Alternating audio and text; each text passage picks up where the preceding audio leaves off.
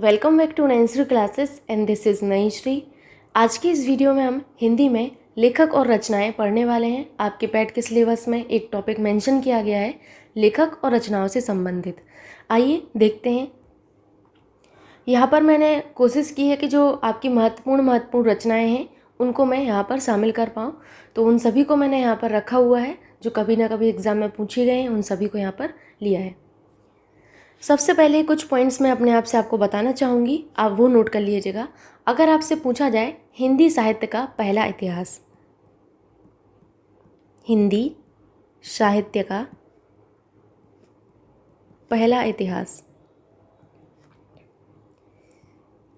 हिंदी साहित्य का पहला इतिहास जो है वो है आपका the modern vernacular literature of Hindustan. ठीक, कौन सा है? The modern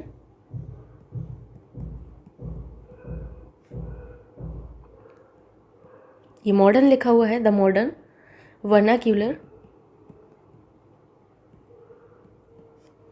literature of Hindustan.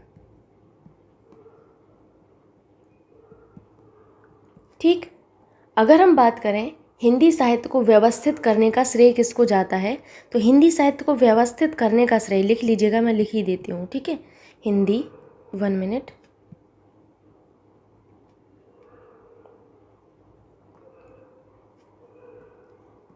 Hindi साहित्य को व्यवस्थित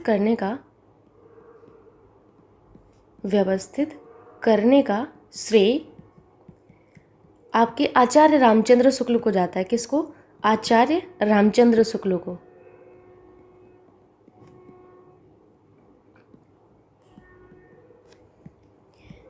ठीक है, अब इनके बारे में आपको एक चीज़ याद रखनी है कि आपका हिंदी साहित्य का इतिहास 1929 में इन्होंने ही लिखा था। ठीक है, तो लिख लीजिएगा जिन्होंने हिंदी साहित्य का इतिहास, हिंदी साहित्य का इतिहास 1929 में इन्होंने लिखा था। ये आपको याद रखना है कब लिखा था। ठीक, नेक्स्ट पॉइंट आपको यहाँ पर मैं लिखवाना चाहूँगी कि आप लोगों ने फोर्ट विलियम कॉलेज का नाम सुना होगा। फोर्ट विलियम कॉलेज, मैं इसको हटा देती हूँ क्योंकि यहाँ पर बनने वाला नहीं है, तो इसको मैं हटा देती हूँ। अब आप इसको अच्छे से नोट करिएगा, फोर्ट विलियम कॉलेज।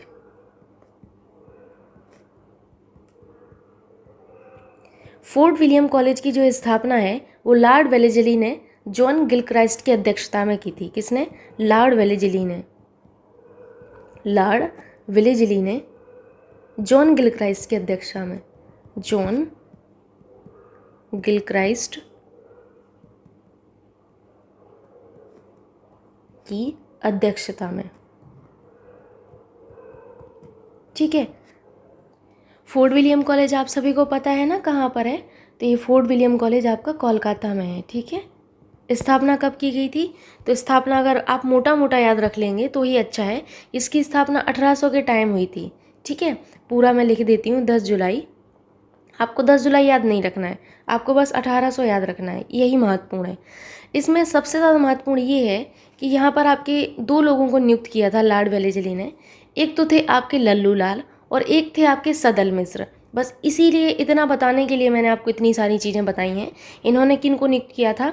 इन्होंने 2 आपके प्रख्यात लेखक जो हैं उनको नियुक्त किया था। एक तो लल्लू लाल जो कि हिंदी के प्रथम गद्यकार थे। भाई लल्लू लाल जी के बारे में आपको याद रखना है कि ये हिंदी के प्रथम गद्यकार थे। और एक थे आपके सदल Mishra ji, very very important. सदल मिश्र जी के बारे में आपको पता होगा, इन्होंने नासिकेतोपाख्यान लिखा हुआ है और इन्होंने खड़ी बोली की पहली रचना है ये नासिकेतोपाख्यान जो कि इन्होंने लिखी थी। तो इन्होंने हिंदी शिक्षण के लिए जो है सदल मिश्र जी को यहाँ पर नियुक्त किया था। ठीक है, अब आपको इन दोनों व्यक्तियों के बारे में याद रखना है, जो महत्वपूर्ण है वो मैं आपको बता देती हूँ, लल्लू लाल जी के बारे में और सदल मिश्र जी के बारे में। लल्लू लाल ये जो हैं आपके हिंदी के प्रथम गद्यकार माने जाते हैं, वेरी वेरी इंपॉर्टेंट, हिंदी के प्रथम गद्यकार। ठीक है, इन्होंने प्रेम सागर में लिखी है। कौन सी? प्रेम सागर जो रचना है वो इन्हीं की है, लल्लू लाल जी की है। ठीक, अब आपको सदल मिश्र जी के बारे में यहाँ पर लिखना है कि नासिकेतोपाख्यान। कौन सी? नासिकेतोपाख्यान।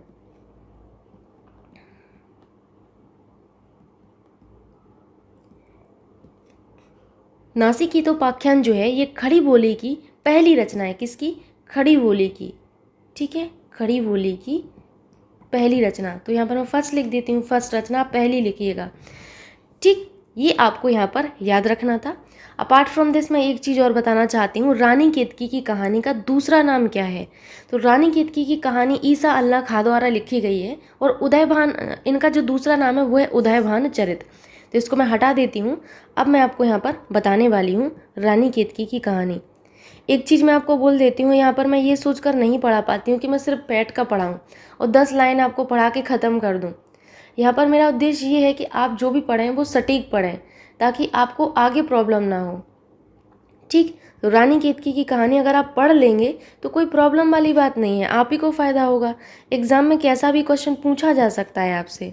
दूसरा नाम इसका आपको याद रखना है उदयभान चरित। क्या है? उदयभान चरित।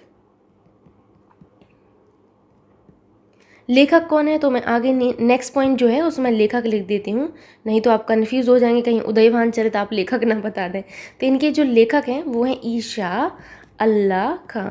ठीक, याद रखिएगा, ये बहुत ही महत्वपूर्ण आपकी रचना है। अगर हम बात करें हिंदी साहित्य के आरंभ की, तो हिंदी साहित्य का आरंभ जो है संवत 1050 से माना जाता है।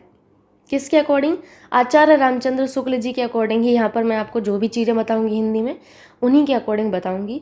तो इनके अकॉर्डिंग जो हिंदी साहित्य का आरंभ है वो 1050 से माना जाता है। कब से? 1050 संवत से माना जाता है। ठीक, याद रखिएगा। अब यहाँ पर एक मैं आपको चीज़ बताना चाहती हूँ, वो है हिंदी के प्रथम कवि। इनको लेकर बहुत ही ज़्यादा मतलब लोगों में मतभेद रहता है, तो यहाँ पर मैं आपको हर एक के अकॉर्डिंग बता ही देती हूँ, तो आपको प्रॉब्लम नहीं होगी।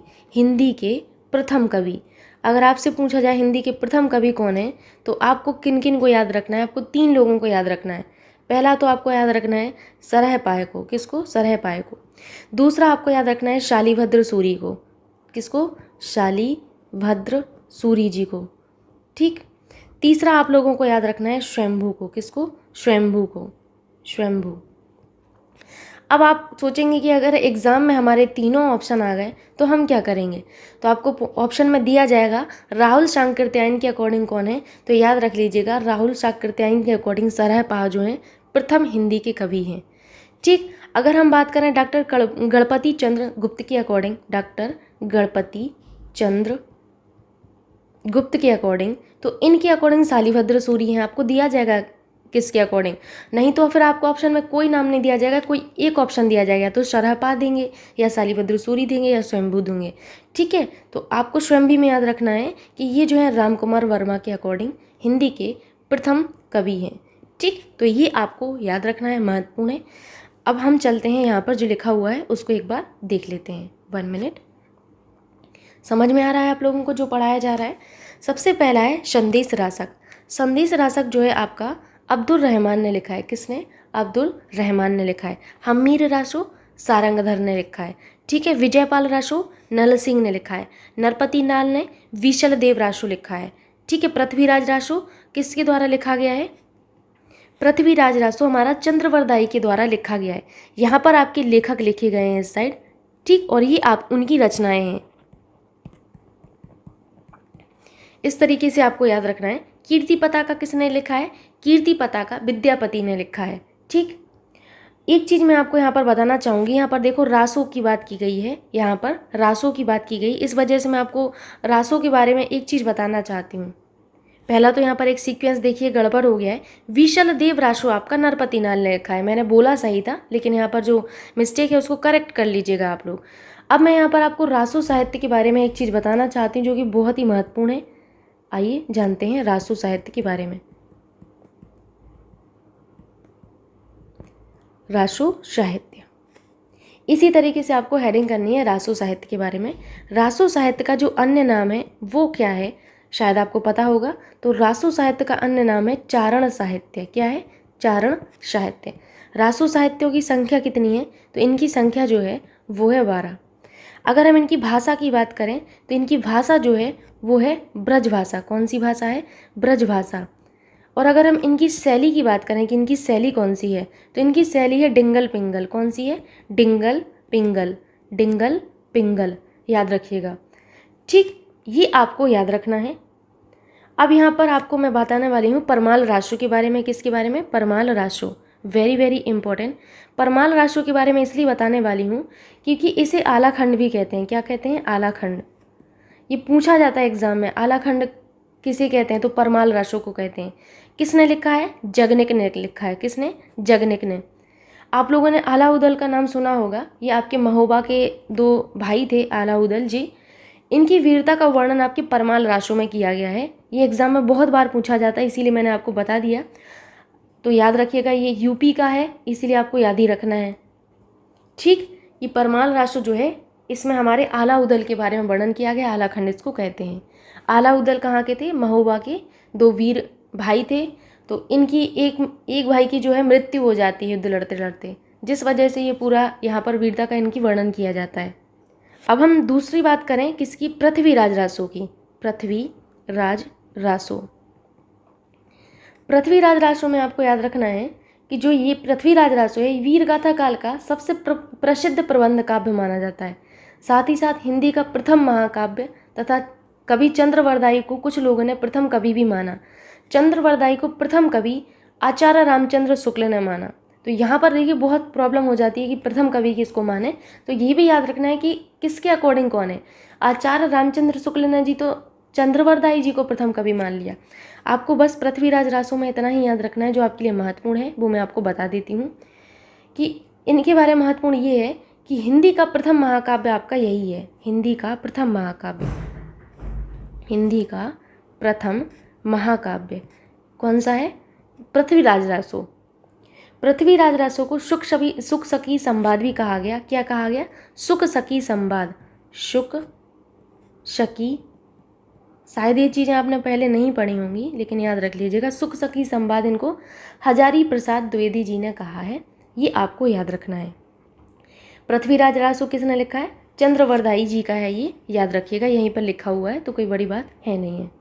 ठीक, ये रहा आपके रासो साहित्य के बारे में, आपने लिख लिया होगा। आगे चलते हैं। अभी कीर्ति पताका तक हो गया था आपका।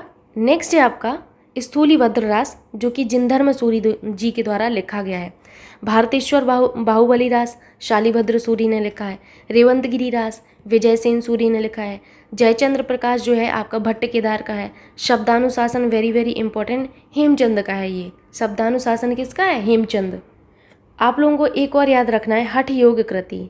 हठ योग कृति, हठ योग कृति किसकी है? तो ये गोरखनाथ की है। किसकी है? गोरखनाथ, याद रख लीजिएगा, महत्वपूर्ण है। बीजक, साखी, सबद ये कबीरदास जी के हैं। Padmavat, Akhravat, Akhiri Kalam very very important Malik Muhammad Jayasi ji के हैं। पद्मावत, अखरावट, आखिरी कलाम। मलिक मोहम्मद जायसी जी आपकी जो आपकी निर्गुण शाखा है भक्ति काल में, उसकी प्रेमाश्रयी शाखा से बिलोंग करते हैं। तो ये याद रख लीजिएगा आप लोग, इंपॉर्टेंट है। पेट एग्जाम के लिए तो इतना नहीं है ज़्यादा, लेकिन फिर भी आपको मैं बताती जा रही हूँ ताकि माइंड में तो रहे कम से कम। मृगावती किसकी है? कुतुबन की है। चित्रावली उस्मान की है। सूरसागर, सूरसारावली, साहित्य लहरी, भ्रमर गीत और गोवर्धन लीला किसकी है? सूरदास जी की है। सूरदास जी के में आपको सूर सूर जरूर मिलेगा, लेकिन ऐसा नहीं है कि किसी और की आप सूर सूर लगाओ, आप यहाँ पर सूरदास जी कर दें, ऐसा नहीं करना है, याद रखना है। सूरसागर, सूरसारावली, साहित्य लहरी, भ्रमर गीत, गोवर्धन लीला किसकी है? सूरदास की है। सूरदास जी आपके कृष्ण भक्ति काव्य के हैं। किसके हैं? कृष्ण भक्ति काव्य के हैं, जिसमें आपकी सूरदास, रसखान, मीराबाई, बल्लभाचार्य ये सब आते हैं। ठीक है, सूरदास जी किसके शिष्य थे? आपको याद रखना है खाली, ठीक है, ये आपके बल्लभाचार्य के शिष्य थे। और ये देखिए पूछा जाता है एग्जाम में, इसलिए मैं बता दे रही हूँ, ये बल्लभाचार्य के शिष्य थे आपके सूरदास जी। साथ ही साथ श्रृंगार और वात्सल्य रस का सम्राट सूरदास जी को कहा जाता है। किसका? श्रृंगार और वात्सल्य रस का सम्राट। श्रृंगार और वात्सल्य, वात्सल्य रस का सम्राट, रस का सम्राट इन्हें ही कहा जाता है, याद रखिएगा आप लोग। पुष्टि मार्गी कवि इन्हें कहा जाता है। आगे आपको देखना है Ramcharitmanas very very important, Gitavali, Kavitavali, Vinay Patrika, Dohavali, Parvati मंगल, जानकी मंगल, वरवे रामायण, वैराग्य संदीपनी और रामलला किसकी है? ये आपकी तुलसीदास जी की रचनाएं हैं, महत्वपूर्ण है सारी की सारी। ठीक, तो आप लोगों को इतनी रचनाएं इनकी याद रखना है। ये रामलला क्या है? रामलला नहछू है। क्या है? रामलला नहछू। ठीक, याद रख लीजिएगा। इसमें सबसे ज़्यादा जो महत्वपूर्ण है वो आप लोग समझ गए होंगे, वो है रामचरितमानस। ठीक, तुलसीदास जी की अगर बात करें तो इनके पिता का नाम क्या था? आत्माराम दुबे था। मैं यहाँ पर एक बार आपको इनके बारे में थोड़ी सी जानकारी दे देती हूँ। इनके पिता का नाम क्या था? आत्माराम दुबे था। माता का नाम क्या था? हुलिसी था। इनका पालन पोषण बाबा नरहरि दास ने किया। अब यहाँ पर जो मैं आपको बताना चाह रही हूँ वो रामचरितमानस के बारे में बताना चाह रही हूँ। तो मैं रामचरितमानस के बारे में जो महत्वपूर्ण चीज़ें हैं वो ऊपर लिखने वाली हूँ। ठीक, तो आप लोगों को क्या करना है, इसी तरीके से रामचरितमानस के बारे में ऊपर लिख लेना है। रामचरितमानस आपका अवधी भाषा का सर्वाधिक लोकप्रिय महाकाव्य है। तो आपको यहाँ पर लिखना है अवधी भाषा का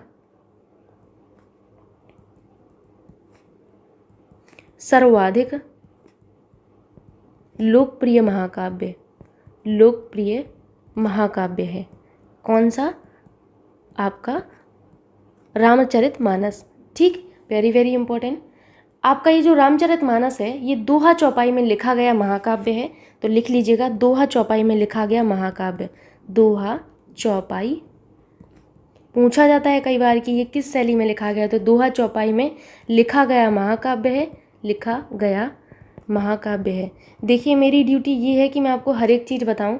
आगे आपकी ड्यूटी है कि आप इसको पॉजिटिव वे में लेते हैं या फिर वाकई जैसे लोग कमेंट करते हैं कि मैम ये तो हमारे सिलेबस में ही नहीं है, या फिर आप उस तरीके से लेते हैं। तो देखिए, एक चीज़ मैं आपको बोल देती हूँ, जो बच्चे इस तरीके का रवैया अपनाते हैं ना कि ये तो हमारे सिलेबस में ही नहीं है और बहुत इंपॉर्टेंट टॉपिक है, उन्हीं बच्चों का 1 नंबर से और 2 नंबर से रुकता है। तो इस चीज़ को आप अपने हमेशा माइंड में लेके चलना। और आप यकीन करिए मेरे प्यारे बच्चों कि मैंने ऐसे बहुत लोगों को देख लिया है जिनका 2-2 नंबर से सिलेक्शन रुका है। मेरे खुद के ही आसपास, मैं दूर तो नहीं जाऊंगी, मैं अपने खुद के आसपास बताऊंगी कि जिनका 1-2 नंबर से रुका है और मेरे साथ ही पढ़ते थे वो। तो उनकी चीज़ें मुझे पता थी ना कि वो भी ऐसे ही लेते थे, अरे ये तो है ही नहीं, ये क्या है, कुछ नहीं है, इसको थोड़ी पढ़ना है। तो अगर आप लोगों का ऐसा ही रवैया रहेगा तो हम कुछ नहीं, मैं यहाँ पर कुछ भी नहीं कर पाऊँगी। सो आपके हाथों में आपका फ्यूचर है। यहाँ पर मैं सिर्फ आपको गाइड कर सकती हूँ, आपको चीज़ें बता सकती हूँ, समझा सकती हूँ। आगे आपका डिसीजन होगा कि आपको क्या पढ़ना है और आपको क्या नहीं पढ़ना है, या फिर उसी फालतू की कमेंटबाजी में लगे रहना है तो फिर लगे रहिए, क्योंकि वैसे कमेंट का मैं कभी कोई रिप्लाई नहीं करने वाली। ठीक, अब यहाँ पर अगर हम बात करें रामचरितमानस की, तो मैंने आपको बताया कि अवधी भाषा का ये सर्वाधिक लोकप्रिय महाकाव्य है, ये आपको याद रखना है। अगर हम देखें कि ये जो है आपका कब लिखा गया, तो संवत आपका संवत 1631 में ये आपका लिखा गया है। आपका ये जो रामचरितमानस है इसमें टोटल 7 कांड का वर्णन है। कितने? इसमें टोटल 7 कांड दिए गए हैं। वेरी वेरी इंपॉर्टेंट, ये नंबर याद रखना है। 7 कांडों का इसमें वर्णन किया गया है। सुन लीजिए आप लोग, बालकांड, अयोध्या कांड, किष्किंधा कांड, सुंदर कांड, लंका कांड और उत्तर कांड, और राम कथा पर आधारित है। अगर आपसे पूछा जाए कि इनमें से सबसे आपका लंबा कांड कौन सा है, मतलब सबसे बड़ा कांड कौन सा है, सबसे छोटा कांड कौन सा है, तो ये आज का आपका होमवर्क है, आपको बताना है। अदरवाइज मैं आपको नेक्स्ट वीडियो में बताऊंगी। ठीक, आपको पता करना है ये जो 7 कांड हैं, बालकांड, अयोध्या कांड, किष्किंधा कांड, सुंदर कांड, लंका कांड, उत्तर कांड, इनमें से सबसे बड़ा कांड कौन सा है। ठीक है, ये रहा आपका तुलसीदास जी के बारे में। तुलसीदास जी को हिंदी का जातीय कवि कहा जाता है और इनके 12 ग्रंथ हैं जो कि मैं आपको बता चुकी हूँ। ठीक, नेक्स्ट है आपका भक्तमाल। भक्तमाल किसके द्वारा लिखा गया है, तो भक्तमाल आपका लिखा गया है नाभादास के द्वारा। किसके द्वारा? नाभादास के द्वारा। नेक्स्ट आपको याद रखना है रसमंजरी। कौन सी? रसमंजरी, मेरी तरफ से याद रख लीजिएगा, रसमंजरी महत्वपूर्ण है। तो रसमंजरी आपकी नंददास ने लिखी है। किसने? नंददास ने लिखी है। ठीक, आगे चलते हैं। आगे आपसे है रामचंद्रिका। रामचंद्रिका आपकी केशवदास जी ने लिखी है। किसने? केशवदास। केशवदास जी आपके रीति काल के कवि हैं। ठीक, इन्होंने रामचंद्रिका लिखा है और क्या क्या लिखा है एक बार मैं आपको बता देती हूँ। रामचंद्रिका केशवदास जी के बारे में सारी चीज़ें आपको लिखनी होंगी। सबसे पहला तो इनके ये आता है कि ये किस काल के हैं, तो ये रीतिकालीन कवि हैं। ठीक, अगर हम इनके ग्रंथ की बात करें तो इन्होंने रसिक प्रिया लिखा है। क्या लिखा है? रसिक प्रिया। और इन्होंने क्या लिखा है? रतन वावनी, रतन वावनी, वावनी। और इन्होंने क्या लिखा है? जहांगीर, जहांगीर जस चंद्रिका, जहांगीर जस चंद्रिका। कवि प्रिया, कवि प्रिया। और छंदमाला, वेरी वेरी इंपॉर्टेंट। देखिए 1 मिनट, पेन का जो है ये स्ट्रोक शायद प्रॉब्लम कर रहा है, क्योंकि अभी कुछ भी लिखा नहीं जा रहा है और ना ही वीडियो पॉज हो रहा है। अब शायद होगा, अभी ठीक है। तो 1 मिनट। कवि प्रिया लिखा है, छंदमाला, कौन सा? छंदमाला। छंदमाला जो है आपका, याद रखिएगा आप लोग। नेक्स्ट है आपका विज्ञान गीता, वेरी वेरी इंपॉर्टेंट, विज्ञान गीता। और आपका क्या है? रामचंद्रिका, कौन सा? रामचंद्रिका। इतनी चीज़ें आपको याद रखना है। इनकी ये जो रामचंद्रिका है, इसको छंदों का अजायब घर कहा गया। क्या कहा गया? इसको छंदों का अजायब घर कहा गया, वेरी वेरी इंपॉर्टेंट, अजायब घर कहा गया छंदों का। किसको? इनकी रामचंद्रिका को। ठीक। नेक्स्ट आपका है सुदामा चरित। तो सुदामा चरित जो है आपका नरोत्तम दास ने लिखा है। किसने? नरोत्तम दास ने। प्रेम वाटिका, सुजान रसखान जी का है। प्रेम वाटिका इंपॉर्टेंट है। केशव दास जी की यहाँ पर देखिए सारी लिखी हुई हैं, मैंने आपको ऊपर ही बता दिया था, तो याद रखिएगा। रामचंद्रिका, कवि प्रिया, रसिक प्रिया, विज्ञान गीता, रतन बावनी।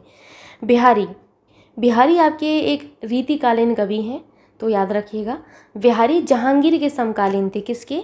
बिहारी जो हैं जहांगीर के समकालीन थे, ये पूछा जाता है, तो जहांगीर के समकालीन थे। और राजा जयसिंह के ये राजकवि थे। किसके राजकवि थे? ये राजकवि जो थे वो राजा जयसिंह के थे। किसके? राजा जयसिंह। ये भी पूछा जाता है एग्जाम में। तो राजा जयसिंह के कवि कौन थे? राजकवि, वो आपके थे बिहारी जी। अगर हम बिहारी जी के जन्म की बात करें तो इनका जन्म आपका 1595 में हुआ था, ग्वालियर में हुआ था। कहाँ पर? ग्वालियर में। एक बार आप इनका जन्म जो है कंफर्म कर लीजिएगा, मुझे तो 1595 ही याद है। और बिहारी ने करीबन आपके 700 दोहे लिखे। ठीक, करीबन मैं बता रही हूँ। और इनकी एक ही रचना है, एकमात्र रचना लिख कर ये ऐसे कवि बन गए आपके, जिनको आज भी हम याद करते हैं। तो बिहारी एकमात्र ऐसे कवि थे जो मात्र एक रचना लिखकर हिंदी साहित्य में अमर हो गए, याद रखिएगा। ठीक, मूव करते हैं अभी आगे। आगे है आपसे मतीराम।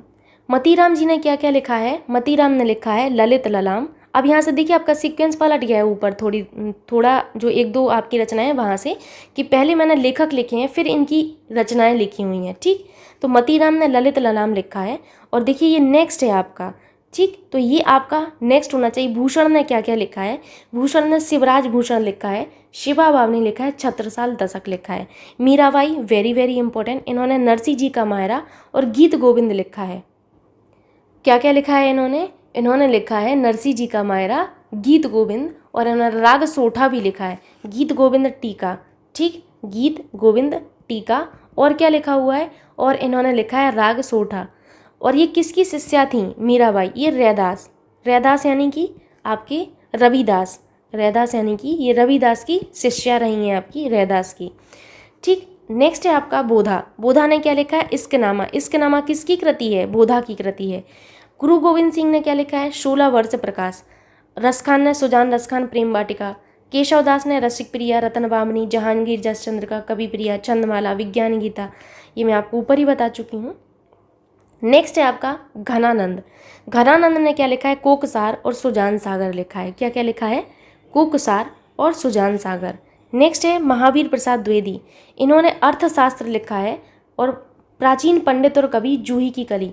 इनके बारे में तो जितना कहा जाए उतना कम है, ये बहुत इंपॉर्टेंट है। अगर हम बात करें महावीर प्रसाद द्विवेदी जी की, तो आपने द्विवेदी युग का नाम सुना होगा। द्विवेदी युग का नामकरण है वो महावीर प्रसाद द्विवेदी जी के नाम पर ही पड़ा था। ठीक, तो ये आपको याद रखना है। और महावीर प्रसाद द्विवेदी जी ने क्या क्या लिखा है? अर्थशास्त्र, ये संपत्ति शास्त्र का विषय था। ये जो अर्थशास्त्र है ये संपत्ति शास्त्र का विषय था। प्राचीन पंडित और कवि जूही की कली। अयोध्या सिंह हरिओद। अयोध्या सिंह हरिओद आपके किस युग के हैं? तो पहला तो यही पता होना चाहिए, द्विवेदी युग के हैं ये। ठीक है, इन्होंने प्रिय प्रवास, इनकी सभी की सभी रचनाएं इंपॉर्टेंट हैं। चौखे चौपदे, वैदेही वनवास, चुभते चौपदे, अधकिला फूल, फूल पत्ते। मैथिली शरण गुप्त, इन्होंने भारत भारती, साकेत, जयद्रथ वध, द्वापर, यशोधरा, पंचवटी। आगे ये पंचवटी लिखा है। 1 मिनट, मैं इसको थोड़ा सा छोटा कर देती हूँ स्क्रीन को, तो अब आपको दिखेगा। पंचवटी, हिडिम्बा, किसान, रंग में भंग। अलग अलग हैं ये, किसान और रंग में भंग। इनकी सारी की सारी रचनाएं महत्वपूर्ण हैं। अगर हम बात करें मैथिली शरण गुप्त जी की, तो इनका जन्म जो है चिरगांव में हुआ था। कहाँ पर? चिरगांव में हुआ था। ये पूछा जाता है आपसे। मधुप नाम से इन्होंने अपनी काव्य अनुवाद की है। गांधी जी ने इन्हें राष्ट्रकवि की संज्ञा दी थी। Very very important. इनको राष्ट्रकवि किसने कहा, ये आपसे कई बार एग्जाम में पूछा जाता है। इनको मैथिली शरण गुप्त जी को राष्ट्रकवि कहा गया। किसके द्वारा? गांधी जी के द्वारा इनको राष्ट्रकवि की संज्ञा दी गई थी। 1954 में जो है इन्हें पद्म भूषण से भी सम्मानित किया गया। किससे? पद्म भूषण से। तो बहुत सम्मान की बात है, गर्व की बात है कि इनको पद्म भूषण से सम्मानित किया गया। ये इतनी चीज़ें आप लोगों को याद रखना है जो कि महत्वपूर्ण है। नेक्स्ट है जयशंकर प्रसाद जी के बारे में। तो कामायनी, उर्वशी, कानन कुसुम, करुणालय, झरना, आंसू लहर, ध्रुव स्वामिनी, स्कंदगुप्त तितली, इनकी भी रचनाएं, सभी की सभी रचनाएं महत्वपूर्ण हैं। ठीक, देखिए इनकी जो रचना है कामायनी, ये आपकी खड़ी बोली की रचना है। इतना आपको याद रखना है, कभी कभी पूछ लिया जाता है। तो कामायनी के बारे में कहा जाता है छायावाद का उपनिषद। पूछा जाए अगर आपसे छायावाद का उपनिषद कैसे कहते हैं, तो छायावाद का उपनिषद, उपनिषद आपके कामायनी को ही कहा जाता है, छायावाद का उपनिषद। वेरी वेरी इंपॉर्टेंट, याद रखिएगा। ठीक, चलते हैं आगे। आगे महादेवी वर्मा जी के बारे में है। देखिए इनके बारे में कुछ चीज़ें मैं आपको बताना चाहती हूँ, तो मैं ऊपर ही लिख देती हूँ। महादेवी वर्मा जी को जो है पद्म भूषण से सम्मानित किया गया। किससे? पद्म भूषण से। पूछा जाता है पद्म भूषण। प्लस इनको ज्ञानपीठ पुरस्कार से भी सम्मानित किया गया। पूछा जाता है किसको ज्ञानपीठ पुरस्कार मिला। और इनको भारत भारती सम्मान से भी इनको सम्मानित किया गया। तो ये सोच सकते हैं आप लोग कि इनको कितने सारे सम्मान मिले हैं। आपसे कई बार ये पूछा जाता है कि इनकी रचनाएं किस पत्रिका में प्रकाशित होती थीं। तो मैं यहाँ पर लिख देती हूँ, इनकी रचनाएं चांद पत्रिका में प्रकाशित होती थी। किसमें? चांद एक पत्रिका थी। ठीक है, अपना चांद मत समझ लीजिएगा। चांद एक जो है पत्रिका थी, इसमें आपकी इनकी रचनाएं जो है प्रकाशित होती थीं, प्रकाशित हुई या होती थीं। अगर इनकी रचनाएं देखें तो इनकी है निहार, रश्मि, नीरजा, शादी गीत, दीपशिखा, सप्तपर्णा, यामा और हिमालय। यामा जो इनकी कृति है, यही आपसे पूछा जाता है इनकी किस कृति के लिए इन्हें ज्ञानपीठ पुरस्कार मिला था। तो इनकी कृति जो थी यामा, यामा के लिए इनको जो है ज्ञानपीठ पुरस्कार से सम्मानित किया गया था, महादेवी वर्मा जी को। अगर हम बात करें पहला ज्ञानपीठ पुरस्कार, पहला ज्ञानपीठ जो पुरस्कार है वो किसको मिला था? तो वो आपके सुमित्रा नंदन पंत जी को मिला था। किसके लिए? चिदम्बरा इनकी एक कृति थी, उसके लिए मिला था इनको। चिदम्बरा कृति के लिए इनको मिला था पहला ज्ञानपीठ पुरस्कार। अपार्ट फ्रॉम दिस अगर आपसे पूछा जाए खड़ी बोली का प्रथम महाकाव्य, तो वो प्रिय प्रभास है। कौन सा है? प्रिय प्रभास। तो यहाँ पर लिख देती हूँ मैं, खड़ी बोली का प्रथम महाकाव्य कौन सा है? प्रिय प्रभास। याद रखिएगा।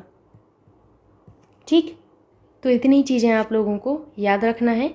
आगे हम मूव करते हैं सुमित्रा नंदन पंत जी पर। इसको मैं हटा देती हूँ अभी, 1 मिनट आप दीजिएगा। सुमित्रा नंदन पंत जी की कृति हैं आपकी ग्रंथि, वीणा, लोकायतन, पल्लव, गुंजन, उत्तरा, चिदम्बरा, ग्राम्या, गिरिजे का घंटा। ठीक, तो ये जो है इनकी कृतियाँ हैं, याद रखिएगा। इनकी जो चिदम्बरा कृति थी, इसको हिंदी का पहला ज्ञानपीठ पुरस्कार मिला था, याद रखिएगा आप लोग। अगर हम बात करें सूर्यकांत त्रिपाठी निराला जी की, सूर्यकांत त्रिपाठी निराला जी के बारे में आपको सबसे पहले तो याद रखना है, हिंदी साहित्य का महाप्राण इनको ही कहा जाता था। और इनका जन्म बंगाल में हुआ था। और निराला का साहित्यिक क्षेत्र में बहुत ज़्यादा विरोध हुआ था। ठीक, अगर इनके बारे में कुछ और भी जानना है तो एक इम्पॉर्टेंट बात ये है कि एक रबड़ छंद और केचुआ छंद है। रबड़ छंद, शायद कभी नाम सुना हो, रबड़ छंद और केचुआ छंद।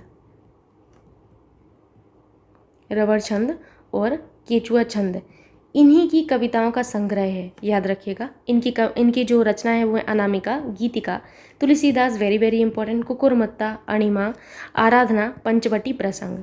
ठीक, आगे आपसे है नागार्जुन जी के बारे में। तो नागार्जुन जी का जो असली नाम है वो वैद्यनाथ मिश्र है। क्या है? वैद्यनाथ मिश्र है। मैं यहाँ पर लिख देती हूँ, वैद्यनाथ मिश्र। ठीक, भस्मांकुर, युगधारा, सतरंगे, ये सतरंगे लिखना है आपको। सतरंगे पंखों वाली, कौन सी? सतरंगे पंखों वाली, ये इन्हीं की रचनाएं हैं। Very very important. Kedarnath Agrawal की है फूल नहीं रंग बोलते हैं। गजानन माधव मुक्ति बोध की है ब्रह्म राक्षस चांद का मुँह टेढ़ा, किसकी हैं? ये आपके गजानन मानव मुक्ति बोध जी की हैं। ठीक है, याद रखिएगा।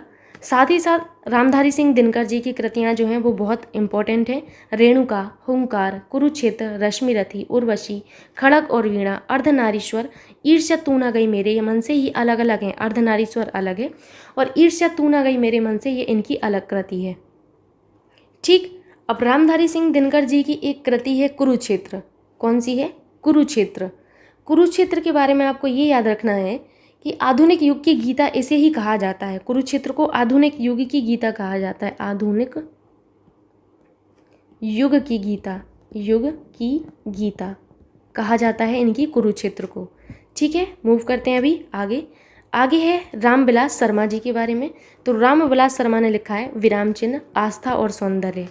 सचिनानंद हीरायन वात्स्यायन अज्ञेय ने क्या लिखा है? आत्मनेपद, कितनी नावों में कितनी बार, दूसरा और तीसरा तार सप्तक और युग संधियों पर। इन्हीं की रचनाएं हैं जो कि आप सभी को याद रखना है। अगर हम बात करें अज्ञेय जी की, तो इनके द्वारा जो तार सप्तक हैं इनका प्रकाशन किया गया, आपको याद रखना है। तार सप्तक आपके कितने थे? 3 तार सप्तक थे और तीनों में आपके 7-7 कवियों की रचनाएं संकलित थीं। ये आपको इस तरीके से याद रख लेना है। अगर हम बात करें पहला तार सप्तक, पहला तार सप्तक, तो पहला तार सप्तक जो था ये आपका 1943 का था। और दूसरा अगर बात करें आपसे, तो दूसरा जो तार सप्तक था वो 1951 का था। तीसरा तार सप्तक कब का था? तो तीसरा तार सप्तक 1959 का था। ये आपको याद रखना है। ठीक, कुछ चीज़ें जो मैं आपको अपने आप से बताना चाहती हूँ, जो मुझे लग रहा है कि वो बहुत ही महत्वपूर्ण है, वो आपको पता होना ही चाहिए। अगर आपसे पूछा जाए हिंदी का पहला उपन्यास, हिंदी का पहला, फर्स्ट लिख दूँ आपको यहाँ पर, पहला उपन्यास, तो हिंदी का जो पहला उपन्यास है वो है आपका परीक्षा गुरु। कौन सा है? परीक्षा गुरु है। किसका है? श्रीनिवास दास का है। श्रीनिवास दास, परीक्षा गुरु श्रीनिवास दास का है। ठीक, प्रथम एकांकी, एक घूंट जो है प्रथम एकांकी है। प्रथम एकांकी। कुछ लोग तो कंफ्यूज ही रहते हैं कि ये कैसे हो गया। अरे ये फिक्स है भाई, ये पहले से है, ये मैंने नहीं कहा है आपसे। अगर हम पूछें आपसे कि पहला दैनिक समाचार पत्र कौन सा है, तो फर्स्ट दैनिक समाचार पत्र, फर्स्ट दैनिक समाचार, पहला दैनिक समाचार पत्र हमारा है सुधा वर्षण। कौन सा है? सुधा वर्षण है, याद रखिएगा। ठीक, पहला प्रकाशित पत्र अगर पूछा जाए, अंतर समझिए। देखिए, पहले तो आप लोगों को क्वेश्चन को ठीक से पढ़ना आना चाहिए। कन्फ्यूज़न उनको ही रहता है जो ठीक से पढ़ते नहीं हैं क्वेश्चन को। ठीक, पहला प्रकाशित पत्र अगर पूछा जाए, पहला प्रकाशित पत्र, प्रकाशित पत्र, तो वो है आपका उद्दंड मार्तंड। कौन सा है? उद्दंड मार्तंड। ये तो हम लोग बचपन से पढ़ते आ रहे हैं, लेकिन आपको पता होना चाहिए पहला प्रकाशित पत्र है भाई। ठीक, अपभ्रंश का वाल्मीकि स्वयंभू को कहा जाता है। इसके अलावा कुछ चीज़ें और आपको याद रखनी है। खड़ी बोली का प्रथम रचना जो था वो मैं आपको बता चुकी हूँ, नासिकेतोपाख्यान। प्रथम सूफी कवि अगर आपसे पूछा जाए, प्रथम सूफी कवि, तो प्रथम जो सूफी कवि हैं वो थे आपके मुल्ला दाऊद। कौन थे? मुल्ला दाऊद। ठीक, अगर खड़ी बोली का प्रथम महाकाव्य पूछा जाए तो प्रिय प्रवास बता चुकी हूँ। छायावाद की पहली रचना, छायावाद की पहली रचना, तो छायावाद की जो पहली रचना है वो है आपकी, ये रचना लिखा हुआ है झरना। कौन सी है? झरना, याद रखिएगा। छायावाद का उपनिषद कामायनी को कहा जाता है। प्रथम ज्ञानपीठ बता चुकी हूँ आप लोगों को। इस तरीके से आपको याद रखना है। ठीक, अगर आपसे पूछा जाए हिंदी का पहला मौलिक नाटक, ध्यान से सुनिएगा, मौलिक नाटक, तो वो है आनंद रघुनंदन। ठीक, आपको कई जगह नहोस भी मिलेगा, तो उन दोनों में से आपको कोई ना कोई मिल जाएगा। ठीक, जो मैं बार बार ज्ञानपीठ बोल रही थी, ये हिंदी का सबसे बड़ा पुरस्कार माना जाता है। ठीक है, अगर आपसे पूछा जाए क्रांतिकारी कवि, तो क्रांतिकारी कवि जो है आपके सूर्यकांत त्रिपाठी निराला जी को कहा जाता है। किसको? सूर्यकांत त्रिपाठी निराला जी को। एक पॉइंट और आपको याद रखना है, भारत की आत्मा, भारत की आत्मा, ये किसको कहा जाता है? तो ये आपके माखनलाल चतुर्वेदी को कहा जाता है। किसको? माखनलाल चतुर्वेदी जी को। इनकी एक रचना है हिम तरंगिणी। कौन सी है? हिम तरंगिणी। हिम तरंगिणी। ये जो हिम तरंगिणी है ये बहुत ही महत्वपूर्ण है, क्योंकि हिम तरंगिणी के बारे में ये आपको जानना है कि हिंदी का पहला साहित्य अकादमी पुरस्कार इसे ही मिला था। हिंदी का पहला साहित्य अकादमी पुरस्कार, पहला साहित्य अकादमी पुरस्कार किसको मिला था? हिम तरंगिणी को ही मिला था। ठीक, ये हुआ आज का आपका पूरा वीडियो। आशा करती हूँ कि आपको अच्छा लगा होगा। अगर आपको अच्छा लगता है तो प्लीज़ वीडियो को ज़्यादा से ज़्यादा आप लोग शेयर कर दिया करिए। बाकी आप अच्छे से पढ़ाई करिए, कमेंटबाजी में बिल्कुल भी मत फंसिए। कोई अच्छा कमेंट करेंगे जो दूसरे के लिए हेल्पफुल होगा तो वो ज़्यादा अच्छा है, बजाय इसके कि ये उल्टे सीधे कमेंटबाजी में फंसना। ठीक है, थैंक यू सो मच।